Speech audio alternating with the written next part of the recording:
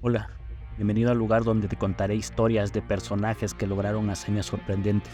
Solo que a diferencia de otras narrativas, aquí nos enfocaremos en cómo se forjaron, lo que tuvieron que hacer, cuáles fueron sus puntos de quiebre, cómo aplicaron su disciplina, para así poder estar listos y enfrentar sus obstáculos.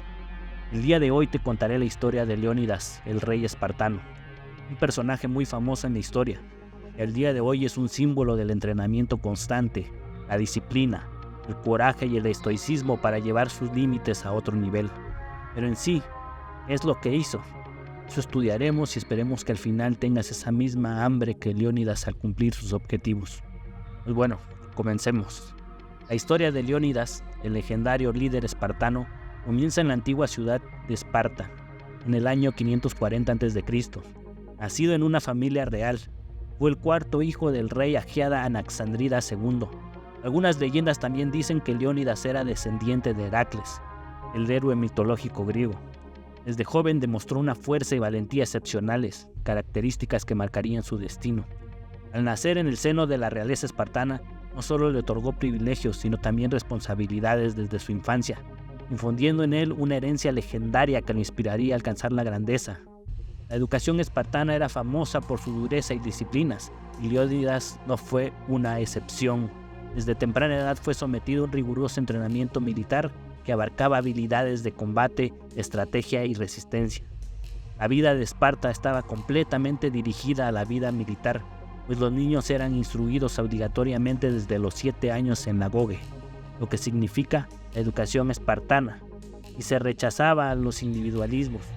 Los niños eran apartados de sus familias para ser convertidos en soldados perfectos, aunque realmente el entrenamiento militar iniciaba desde antes, pues al nacer, un grupo de ancianos examinaban a los niños y decidían si eran lo suficientemente fuertes y sin defectos físicos para tener un desarrollo completo y resultar útiles para la milicia. Si pasaban la prueba, eran entregados a su familia, pero si no, los arrojaban al barranco para que murieran. Ahora, después de pasar esta parte y llegar con sus familias, continuaban con el entrenamiento que éstas le daban, pues los dejaban en la oscuridad para que se acostumbraran a no tener miedo. No les consentían, no les cumplían caprichos, no les toleraban berrinches y a partir de los 7 años ya entraban a formar parte de las fuerzas militares, donde les inculcaban disciplina y obediencia ciegas. Les daban muy poca comida para fortalecerse mentalmente y hacerlos ágiles para conseguir sus alimentos. Eran rapados hasta los 15 años. De ahí se dejaban el pelo largo para imponer más en el combate. A diferencia de otras sociedades griegas, en Esparta, la igualdad entre ciudadanos era un principio fundamental, así que Leónidas, a pesar de su estatus real, se entrenó junto con sus compañeros. Como futuro líder y rey, fue sometido a entrenamiento psicológico, aprendió a mantener la calma en situaciones de crisis, a tomar decisiones rápidas y a liderar bajo presión. Estos aspectos de su formación se revelarían cruciales en sus futuras campañas militares.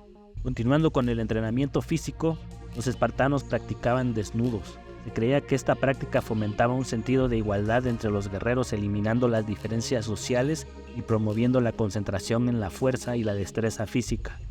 Como parte también de su entrenamiento en la cripteia, los jóvenes espartanos debían cazar y matar a esclavos celotas como una forma de prueba de sigilo y astucia.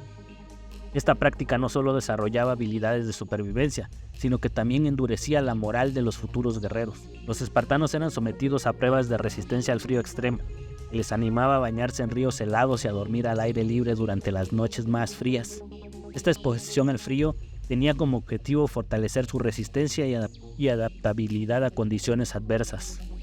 En ocasiones, los espartanos participaban en competiciones conocidas como diamastigosis, donde se enfrentaban a combates cuerpo a cuerpo. Aunque estas competiciones no eran hasta la muerte, a menudo resultaban en lesiones graves, demostrando la brutalidad y la naturaleza competitiva del entrenamiento. Los espartanos eran animados a utilizar tácticas astutas en el campo de batalla. Se valoraba la inteligencia y la capacidad para tomar decisiones rápidas. Incluso se contaban historias falsas o estratagemas engañosas como parte de su educación, para desarrollar habilidades de engaño y confusión. Una vez completada la formación, podrían servir en el ejército hasta los 60 años. Leónidas accedió al trono en el 490 a.C., a los 50 años de edad, tras la muerte de su medio hermano Cleómenes. Pero bueno, Enfoquémonos en la batalla que dejaría a Leónidas enmarcado en la historia. Los espartanos, una década antes, habían derrotado a los persas en la batalla de Maratón, pues los persas habían tratado de conquistar Atenas, desembarcando en la llanura de Maratón.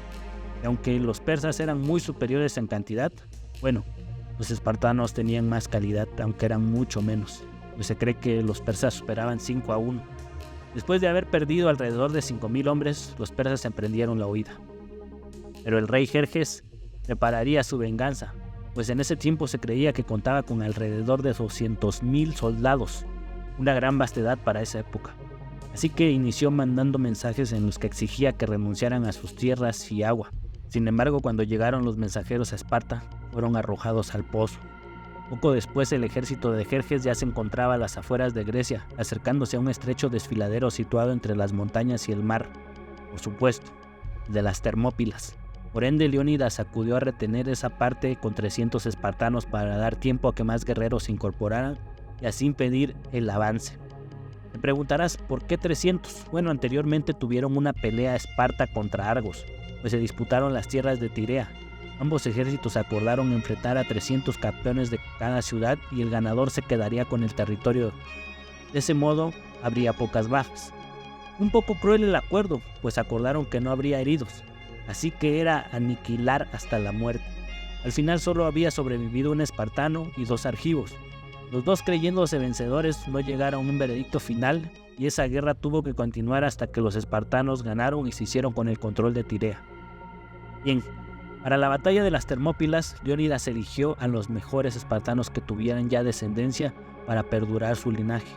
Él acudió con 300, sin embargo se le adherieron combatientes de toda Grecia, para así llegar a unos 7.000 combatientes. Obvio, estos últimos con mucha menos experiencia. El rey Jerjes aún así quiso mandar un ultimato de rendición, pero aún así, Leónidas, viendo la desventaja numérica, su respuesta fue un rotundo no. Después de que los persas esperaron un poco, decidieron atacar con su primer batallón más ligero. Terminaron perdiendo, pues al final solo lograron eliminar a 3 espartanos. Para la siguiente horda mandaron a tropas de élite, también fueron derrotados. Ya para la tercera legión, pensaban que se encontrarían más cansados los espartanos para luchar, pero se llevaron con la sorpresa que la legión de Esparta seguía con mucho ímpetu y también los derrotaron. Al parecer hubieran podido salir vencedores si no fuera porque alguien de su bando los traicionó. Fue con los persas para decir que había otro pasaje por el cual podrían infiltrarse y llegar por la espalda de los espartanos. Leónidas, al darse cuenta de esto, decidió convocar a una reunión para acordar qué se haría. Muchas tropas de ellos decidieron retirarse y pues finalmente Leónidas se quedó con poco menos de 1.500 hombres a esperar la muerte sin esperanzas. Pudiera parecer un sacrificio tonto, pero la verdad que el hecho de mantener la posición ayudó a salvar más vidas para que los que se retiraran no fueran acribillados. Leónidas y sus hombres fueron masacrados. Jerjes fue avanzando, incendiando Atenas. Sin embargo, poco después de un mes, los persas fueron derrotados en la batalla naval de Salamina contra los atenienses, para poco a poco recuperar sus tierras. La formación de Leónidas no fue simplemente un proceso técnico, sino un moldeado integral de su ser. Su habilidad para liderar en las batallas no solo provino de su destreza en el combate, sino también de su comprensión profunda de los principios éticos y tácticos inculcados durante su educación espartana. Esta formación integral contribuyó en gran medida a forjar a Leónidas como uno de los líderes militares más destacados de la antigüedad. Lo que más se le distinguía era su capacidad para inspirar a sus tropas y su dedicación a la causa espartana. Leónidas también era conocido por su profundo respeto por las tradiciones espartanas. En una ocasión, cuando se le preguntó cuál era la muralla más fuerte de Esparta, señaló hacia sus propias piernas, destacando la importancia de los guerreros bien entrenados y no solo de las estructuras físicas. La historia de Leónidas trascendió su propia vida. Su sacrificio inspiró a los griegos a unirse y finalmente derrotar a los persas en la batalla de Platea. La valentía de los 300 espartanos se convirtió en una leyenda, inmortalizando a Leónidas como uno de los líderes militares más destacados de la historia antigua. Su legado continúa inspirando a líderes y guerreros a lo largo de la historia, recordándonos que la valentía y la lealtad pueden cambiar el curso de la historia. Y bueno, esto fue todo por hoy. Te invito a que te suscribas, ya que estaré subiendo más contenido que podría gustarte. Me despido de ti. Bye.